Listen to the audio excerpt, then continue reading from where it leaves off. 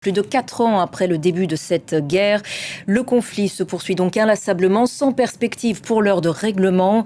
La Russie mène même depuis plusieurs semaines des frappes massives sur la capitale et plusieurs régions ukrainiennes, parmi les plus dures d'ailleurs réalisées depuis le début de la guerre. Multiplie aussi les provocations et les menaces, comme à travers l'usage du missile balistique Oreshnik à capacité nucléaire. De son côté, Volodymyr Zelensky, qui multiplie aussi les frappes en profondeur dans le territoire russe, dit craindre à présent une frappe massive en représailles contre son pays. Source de réconfort toutefois pour Kiev cette semaine, ce virage inattendu de Donald Trump en faveur de Kiev au sommet du G7. Le président américain évoque même la possibilité de rétablir prochainement des sanctions contre le pétrole russe. On va reparler donc de tout cela avec l'invité d'Au cœur de l'info ce soir, l'ambassadeur de France en Ukraine, Gaël Vessière, en direct donc de Kiev. Bonsoir. Merci beaucoup d'avoir accepté notre invitation sur France 24, monsieur l'ambassadeur. La Russie a donc encore une fois envoyé une centaine de drones la nuit dernière sur l'Ukraine. Nouvelle frappe aussi ce samedi, notamment sur Zaporijjia, sur Kharkiv, mais aussi sur l'oblast de Kiev. Est-ce qu'on s'habitue ou est-ce à chaque fois la même angoisse ? La vérité, c'est que d'abord, merci de me recevoir, mais la vérité, c'est que la Russie fait quasiment tous les jours le choix de la guerre et le choix des frappes et malheureusement, ce sont des frappes qui tuent des civils. Quasiment tous les jours et quasiment toutes les nuits. Donc ça varie un peu suivant, l'intensité peut varier. C'est vrai qu'il y a une intensité beaucoup plus forte depuis le début de l'année à peu près, en nombre de vecteurs, en nombre de missiles, en nombre de drones. Mais c'est pas ça qui fera plancher ou qui fera reculer l'Ukraine, qui est quand même formidable et qui est impressionnante par sa capacité de résistance et de résilience. Donc est-ce qu'on s'habitue ? La vérité, c'est que malheureusement, oui, on s'habitue. Alors il ne faut pas trop s'habituer parce que c'est important de respecter les procédures de sécurité. Et de se mettre à l'abri. Mais malheureusement, vous savez, ça fait plus de 4 ans, c'est-à-dire cette guerre dure depuis plus longtemps que n'a duré la Première Guerre mondiale ou ce qu'a duré la Deuxième Guerre mondiale pour l'URSS. Donc tout ça de l'époque. Donc tout ça, effectivement, c'est une nouvelle réalité et qui a un coût terrible, notamment pour les plus jeunes, notamment pour les enfants, évidemment. Volodymyr Zelensky a dit une nouvelle fois aujourd'hui craindre une frappe massive de la Russie. Qu'est-ce qui le laisse penser ? Est-ce qu'il y a des signaux faibles à ce sujet ? Il y a eu d'abord des menaces explicites qui ont été portées par le ministre russe des Affaires étrangères, M. Lavrov. Et puis il y a peut-être effectivement, on regarde toujours un certain nombre de signaux militaires qui sont faibles et que je peux évidemment pas décrypter ici. Donc c'est sûr que l'intensité de la menace est particulièrement forte en ce moment. Après, nous verrons bien. Malheureusement, en ce moment, on a des frappes majeures de la Russie sur l'Ukraine à peu près toutes les semaines ou tous les 10 jours, et chaque fois des frappes meurtrières. Et comme je le disais tout à l'heure, en fait, on a quand même un doublement du nombre de vecteurs. On voit à l'écran là les effets de la dernière frappe et qui a endommagé gravement la cathédrale de la Dormition de la Vierge, qui est un lieu extrêmement important pour les orthodoxes, russes comme ukrainiens d'ailleurs. Voilà, mais ces frappes n'épargnent personne. Elles touchent maintenant le centre de ville de Kiev. Mais les Ukrainiens résistent. Et une des choses qui était importante et qui était un des acquis du très important sommet du G7 qui a eu lieu cette semaine, c'est notamment la nécessité d'augmenter la capacité de défense antiaérienne de l'Ukraine. Et c'est une des choses sur lesquelles le G7 s'est mis d'accord avec l'augmentation des sanctions contre la Russie si elle persiste dans le choix de la guerre, mais aussi avec la volonté de réouvrir un canal de négociation entre les Russes et les Ukrainiens. Alors on va revenir sur ce sommet du G7 et aussi sur le sommet européen de cette semaine durant lequel l'Ukraine a largement été évoquée. Mais tout d'abord pour finir sur ces frappes, le mois dernier, précisément il y a 3 semaines, il y a eu des frappes parmi les pires depuis le début de cette guerre. Des frappes qui sont souvent aussi réalisées en plein jour. Quelle lecture est-ce que vous y donnez ? Alors, il y a clairement la volonté de la part des Russes de terroriser la population, une population qui s'est malheureusement habituée à cette situation. Et donc, pour faire cela, il faut des frappes qui soient plus brutales, qui touchent plus le centre des villes. Donc, clairement, le centre-ville de Kiev est maintenant directement visé, ce qui n'était pas forcément le cas, au moins le cas, disons, il y a quelques mois. Et puis, il y a aussi la volonté de perturber plus la vie de la population. Et c'est vrai que quand des frappes tombent dans des jours ouvrés, lorsque les gens travaillent, et bien ça perturbe plus l'activité économique et la vie quotidienne simplement que lorsqu'elle arrive au milieu de la nuit. Voilà, mais c'est une volonté de terroriser, c'est une volonté d'impressionner, Et puis il y avait eu ces menaces qui avaient été portées directement sur les diplomates étrangers aussi, vous vous en souvenez peut-être, et sur les civils. Donc tout ça est évidemment totalement inacceptable. C'est-à-dire que Vladimir Poutine a demandé donc aux ambassadeurs, et notamment à l'ambassadeur de France, de quitter Kiev, hein, c'est cela? Oui, absolument. C'était déjà plusieurs fois. La première fois autour du 9 mai, puis ensuite un peu plus tard. Euh, les autorités russes ont demandé à ce qu'on recommandait que l'ensemble des ambassades étrangères quittent Kiev. À ma connaissance, aucune ne s'y est vraiment pliée, et tant mieux, parce que nous, notre travail, évidemment, c'est de rester aux côtés du peuple ukrainien pour mener la mission que le président de la République et le ministre nous ont confiée, qui est d'être au contact et d'essayer de faire de notre mieux pour soutenir l'Ukraine et pour et puis de défendre les intérêts de notre pays et notre coopération et les valeurs que nous avons naturellement en commun avec l'Ukraine. Des frappes russes donc, qui se multiplient et s'intensifient, même dans un contexte où l'on dit le pouvoir de Vladimir Poutine fragilisé à bien des égards. Est-ce qu'il y a un lien, selon vous? C'est difficile pour moi de spéculer. Je suis pas un grand connaisseur de la Russie en Ukraine, mais ce qui est certain, c'est que la Russie n'arrive à rien dans cette guerre finalement, et elle ne progresse pas militairement. Elle ne progresse pas. En réalité, quand vous regardez d'ailleurs la réalité de ce qui se passe sur le terrain, c'est plutôt l'inverse. C'est plutôt l'Ukraine qui progresse légèrement depuis le début de l'année, plutôt que la Russie. Et donc tout ça doit être exaspérant, naturellement, pour le pouvoir russe, parce qu'il y a un décalage énorme entre les objectifs qui sont publiquement fixés par les autorités russes et le président Poutine le premier, et la réalité sur le terrain qui est plutôt légèrement en faveur de l'Ukraine. Et donc c'est une bonne dynamique évidemment pour l'Ukraine et qu'il faut essayer de soutenir et d'encourager.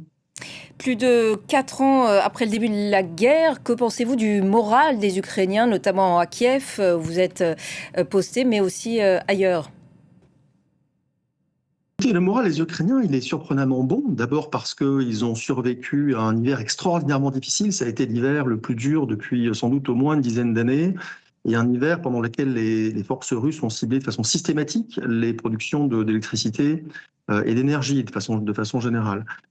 Et donc l'hiver a été extraordinairement difficile. Donc depuis que le printemps est là et que l'été s'approche, évidemment la situation est bien plus favorable côté ukrainien. Et puis il y a cette nouvelle dynamique militaire qui s'améliore, et puis cette capacité dont vous avez relevé tout à l'heure, et à juste titre, que les Ukrainiens ont de frapper de plus en plus dans la profondeur russe pour cibler notamment les raffineries de pétrole et pour essayer d'enrayer la mécanique de guerre économique russe. Donc les Ukrainiens serrent les dents. Alors évidemment c'est difficile, évidemment c'est la guerre, évidemment c'est compliqué, évidemment les pertes s'accumulent, mais les Ukrainiens serrent les dents et ils ont plutôt l'impression que la situation évolue un peu dans leur sens en ce moment.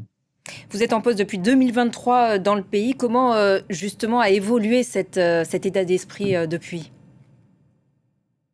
Alors écoutez, c'est vrai que moi, quand je suis arrivé à l'été 2023, c'était la grande contre-offensive ukrainienne. Et donc, tout le monde espérait, les Ukrainiens d'abord, que cette grande offensive allait permettre de libérer une grande partie importante du territoire, ce qui s'était passé en 2022. Mais ça ne s'est pas passé comme ça, parce que les forces russes avaient eu le temps de se protéger, notamment la ligne de défense dite Sourovikine, sur laquelle les efforts ukrainiens sont venus un peu se briser. Et donc après, il y a eu une espèce d'énorme déception, évidemment, côté ukrainien.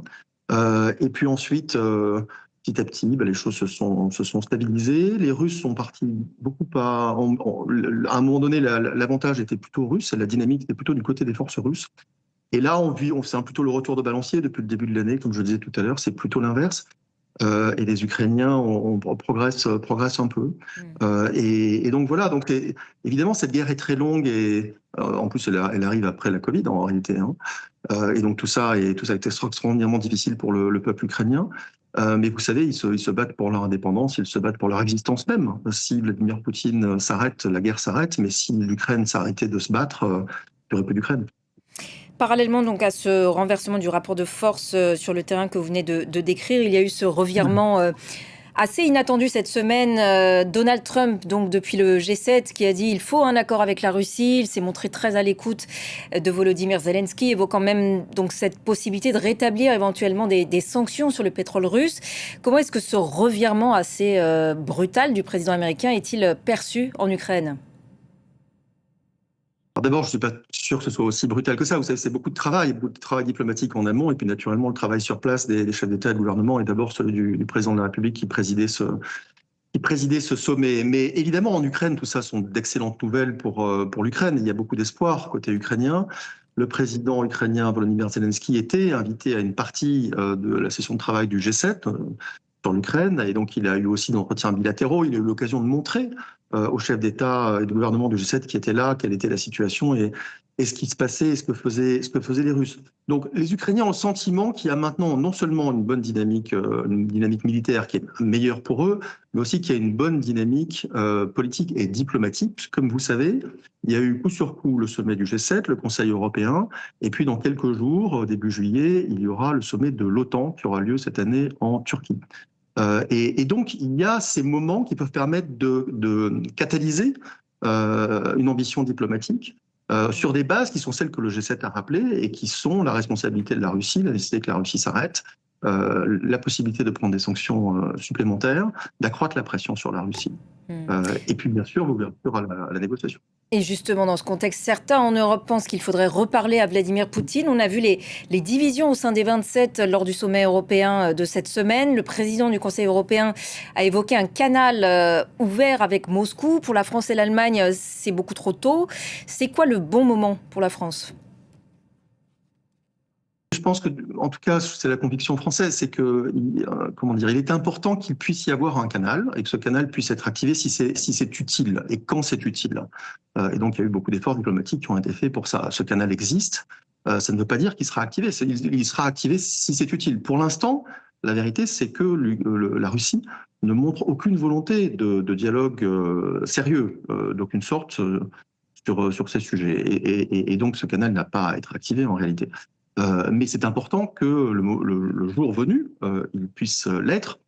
Évidemment, pour la France, pour l'Europe, il y a des intérêts qui sont évidemment les intérêts de l'Ukraine directement, mais il y a aussi des intérêts de sécurité européenne qui sont beaucoup plus larges en réalité. Et ce qui se joue en Ukraine touche aussi la sécurité de l'Europe et donc évidemment la sécurité de la France. Et donc c'est très important qu'on puisse bien sûr être à la table le moment venu. Pour l'instant, évidemment, ça suppose que les Russes soient capables et la volonté de joindre cet effort. Pour l'instant, à l'évidence, ce n'est pas le cas, mais c'est précisément pour ça que le G7 a évoqué la possibilité de renforcer les sanctions sur la Russie de façon à ce que il puisse y avoir plus d'incitation pour que la Russie vienne de bonne foi à la table de négociation, sans finasser, sans essayer de se perdre dans la procédure, mais avec à l'esprit d'obtenir un résultat. Une question peut-être plus personnelle. On l'a dit, 3 ans que vous êtes en Ukraine, que vous vivez aussi le quotidien des Ukrainiens. Comment est-on un ambassadeur dans un pays en guerre ? Et c'est une question difficile. Un ambassadeur, c'est d'abord un chef d'équipe en réalité, parce que voilà, il y a toute l'équipe de l'ambassade. Il y a à la fois des expatriés, des gens comme moi qui viennent des différents ministères à Paris. Il y a aussi des recrutés locaux. Et moi, j'ai une pensée pour eux, parce que ce sont des femmes et des hommes, des Ukrainiens qui travaillent pour nous. Et lorsqu'il y a des bombardements, et malheureusement c'est très souvent, et qu'on doit se mettre aux abris, parfois on peut avoir un peu peur pour soi, mais c'est pas du tout la même chose que d'avoir peur pour ses enfants. Et voilà, moi j'ai beaucoup d'admiration pour leur courage à eux. Donc voilà, être ambassadeur, c'est d'abord ça, puis c'est aussi essayer d'être au plus près de la réalité, au plus près du contact, et de voir ce qui se passe. Donc évidemment, beaucoup de choses se passent à Kiev, c'est la capitale, mais c'est aussi important de se déplacer. Nous, on a la chance de pouvoir le faire. Je me suis rendu comme cela à Kramatorsk il y a quelques semaines, dans la dernière, une des principales forteresses ukrainiennes du Donbass, sous contrôle ukrainien. Et c'était très important aussi de pouvoir porter ce message politique. Quel soutien, et c'est aussi à ça que... Pardon, quel soutien concret vous apportez aux populations et aux autorités locales aussi ? Alors, il y a un soutien qui est évidemment d'abord le soutien politique et diplomatique, qui est exprimé par le président de la République, par le ministre Jean-Noël Barrot, qui se rend très souvent en Ukraine. Mais il y a aussi un soutien très matériel. D'abord, un soutien humanitaire. La France a déployé des efforts très importants, notamment du centre de crise et de soutien du ministère de l'Europe et des Affaires étrangères, pour venir en aide aux populations, chaque fois que c'est nécessaire. Il y a un soutien économique. Et puis, nous prenons toute notre part dans l'effort européen qui évidemment est extrêmement important. À part cela, et de façon totalement compréhensible, il y a un soutien militaire avec les équipements qu'on peut fournir à l'Ukraine, les formations qu'on peut fournir à l'Ukraine, que ce soit en France ou en Pologne, et puis l'appui qu'on peut fournir aux Ukrainiens au fur et à mesure dans dans ce conflit. Donc c'est une action qui est extraordinairement multifacette, ce qui la rend évidemment passionnante. Mais c'est assez compliqué puisque en réalité on court derrière l'urgence. Voilà. Et il faut à la fois gérer l'urgence et en même temps préparer l'avenir. Et l'avenir, un jour, ce sera la reconstruction de ce pays dans lequel il y aura des investissements majeurs qui devront être faits. Bien sûr, il y aura aussi des grandes opportunités pour les entreprises françaises qui restent aujourd'hui présentes en Ukraine et qui sont là aussi pour soutenir ce pays. Allez, c'est l'heure, Gaël Vessière, de votre carte blanche que vous avez sélectionnée à ma demande. Vous avez voulu revoir des images d'archives de Volodymyr Zelensky à la Rada, le Parlement ukrainien, où il déclarait la candidature de son pays à l'UE. On va pouvoir voir donc ces images apparaître à l'antenne. On est 4 jours après le déclenchement de cette guerre en Ukraine. Pourquoi avoir voulu revisionner ces images ? Parce que je trouve que ces images, elles en disent beaucoup. D'abord, on voit derrière lui, on voit les sacs de sable. Hein. Donc, on voit que tout est prêt pour se préparer à résister à un assaut potentiel de la Russie, un assaut qui était conçu comme étant imminent. Donc, on voit le courage de ces hommes qui sont là et qui, plutôt finalement que de parler uniquement de guerre et de résistance, décident de résister d'une autre façon.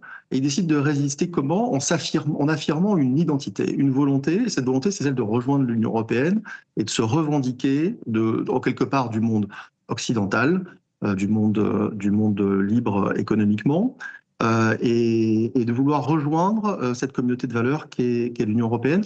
Je trouve que ça dit beaucoup de choses sur l'Ukraine. Et vous savez, c'est quand même assez remarquable de mener à la fois de front la guerre, qui est une réalité quotidienne malheureusement, la guerre, mais aussi les réformes qui sont nécessaires pour entrer dans l'Union européenne. L'Ukraine fait les deux, et je crois qu'il ne faut pas l'oublier. Voilà donc pour cette carte blanche. Allez, une toute dernière question, monsieur l'ambassadeur. Quelle est l'importance de cette mission dans votre parcours ? Pour moi, à titre personnel, c'est évidemment le plus grand honneur qui m'ait été fait pour l'instant et la tâche la plus passionnante que j'ai eu à mener au cours de ma carrière, et ce sera certainement extraordinairement marquant. Voilà. C'est marquant parce que beaucoup de choses se jouent ici, des choses importantes se jouent ici pour notre propre sécurité, pour notre action diplomatique, mais aussi pour l'avenir de l'Europe. Et donc je pense que c'est l'occasion, c'est un peu la chance d'une vie finalement de diplomate, d'essayer d'être utile, d'essayer de faire quelque chose d'un peu concret et d'être aux côtés des Ukrainiens.